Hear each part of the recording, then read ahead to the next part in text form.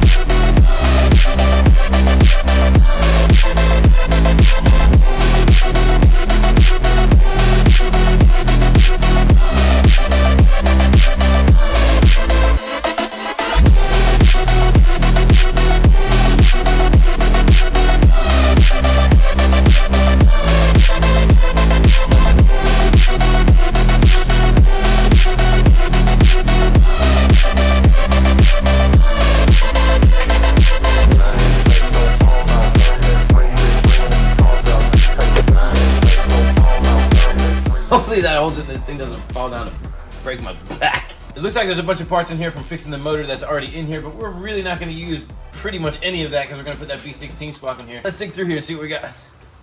These are the front plastics. This goes in front of the front wheel underneath, so there's some good plastics there. No fan.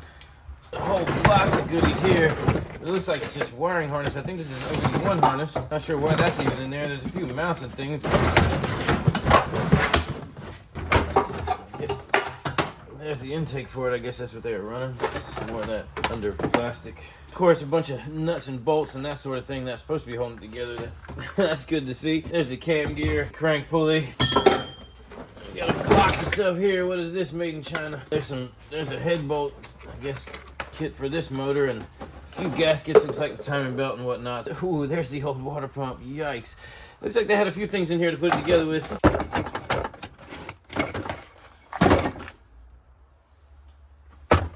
Just checking out what's in there. We're probably not going to use any of that stuff because we're going with the B16. And all that stuff is for that motor that was already in here. Not the original motor, but the motor that was already in here. Looks like all that stuff is for that. Some sort of D16. This is pretty cool, though. It did come with this fender, and it has not been dented or anything like that. So we can use that fender to replace the fender that is up here and looks like just garbage, really. It's pretty rough shape. Check it out. Yeah, see that one?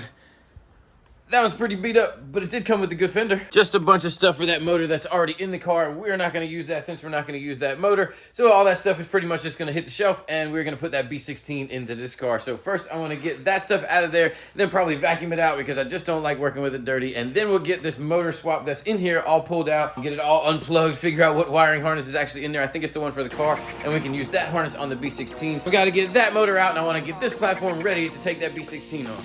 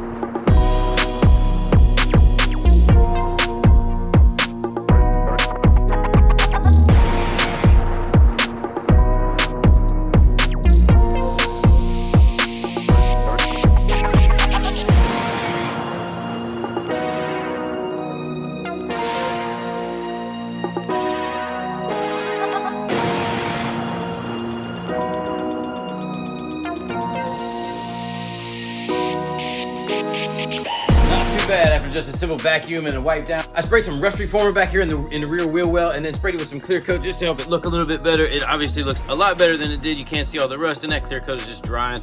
It's not like a solid clear coat like the outside of the car. It's just like I guess jam clear, like you would put inside the door jam or something like that. It'll just have a nice enough finish on it to put the spare tire on at least. It makes the back of the car look a lot better without having that rust back there. I'm just gonna try to throw the seats in, and then we'll see what else we can get to.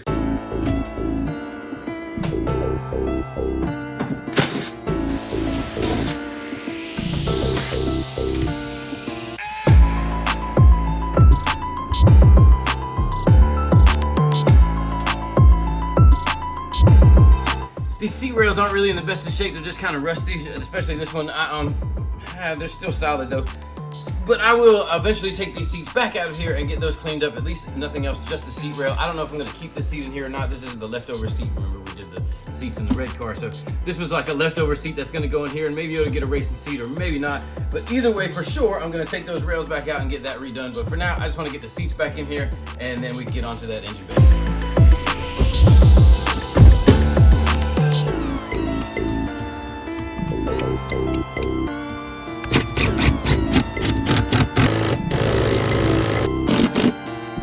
Now on this side, the passenger side, it looks like I got a little bit of a problem. If you look right here, you can see that there's just no bolt left. I guess it just broke off in there. So I'm gonna have to figure that out. I guess I'm gonna try tapping it out of there. I don't really know exactly what I'm gonna do yet, but I'll have to figure that out before I get this passenger seat in.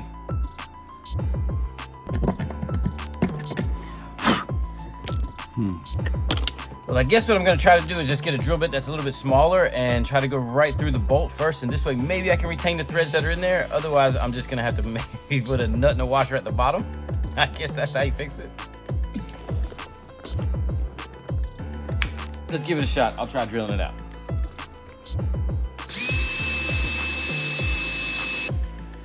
It's hard to keep it on center. Let me grab the vacuum so I can get all that metal up. I don't want it to be all in this carpet that I just cleaned.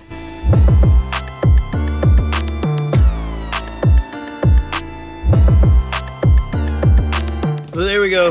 That put a hole straight in the floor all the way out to the outside. I don't like having 3 bolts on a seat. I just don't feel comfortable with that. So there we go. You can't really see, but the hole goes all the way through. A little light on it. Oh yeah. The hole goes all the way through, and that'll be where our new seat bolt goes. Let's see.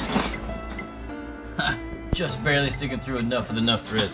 So I think I've come up with something that's basically just a bolt from, hold on, I'll get over there by you. It's a bolt from a power steering pump.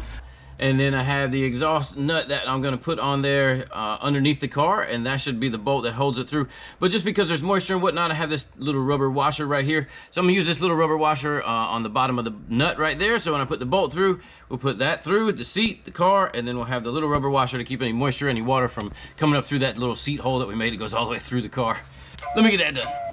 Fast lane when I pass in the street, bag of money in the passenger seat.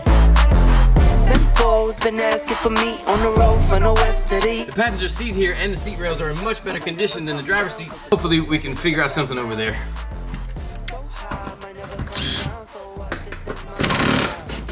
I'm gonna put those in, but not all the way tight, so I still have a little bit of room to move. Hopefully, because I got that random hole back here, everything's gonna line up.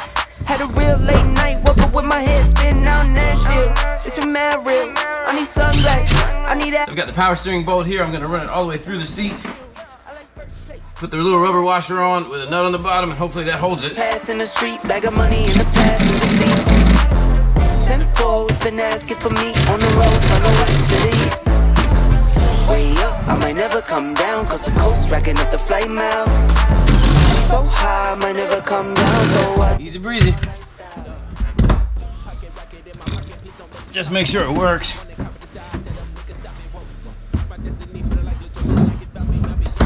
She shotgun in the cockpit, grinding with the team, making C notes. In my pocket still full of green, call it CeeLo. Alligator watch on me, Tim Tebow. And these haters love to watch me like Tebow. Look, I don't take L's, I just learn a lesson. Before I count the M's, always count my blessings. Look, I'm too short, never second guessing. Got some money, put up for the rain, so I'm never stressing. Fast lane when I pass in the street, bag of money in the passenger seat. Well, I'm really stoked that most of the interior is put back together. I have everything to go in the back, but I got to pick out the best one that I have. I have a few options to choose from, so I'm going to pick out all the best pieces that I have to fill in the back part of this car. I did, however, have to run out of town, so I had a crazy little thing happen. My buddy Harry called me, and his girlfriend was stuck all the way out in Memphis, Tennessee, in her HRV. For whatever reason, her 2016 transmission went out. Those CVT transmissions, I don't know. I like the old Hondas. But anyway, during my journey on the way back, I saw JJ the Boss on the highway. I thought that was pretty cool. That was about the most exciting part of the trip, so I didn't really film that. It was mostly done at night. I had to go all the way to Memphis, Tennessee to pick up that HRV, and that is an 800-mile trip from here. That's a 24-hour round trip, and I did that in about 32 hours, so I didn't get much sleep for that. Took a day off, got a little bit of a nap. With so much going on this week and all that traveling, I just didn't get to pull this motor out of here, so we're gonna get to that next week on the next episode. So I guess until we see you on that one, stay in line. And like always, thanks for watching. Fast lane when I pass in the street, bag of money in the passenger seat. Simcoe's been asking for me on the road from the west to the east. Way up, I might never come down, cause the coast racking up the flight miles. So high. I mean record, but okay. B16, that'll probably work right there. Oh, there's a fly on the camera. What?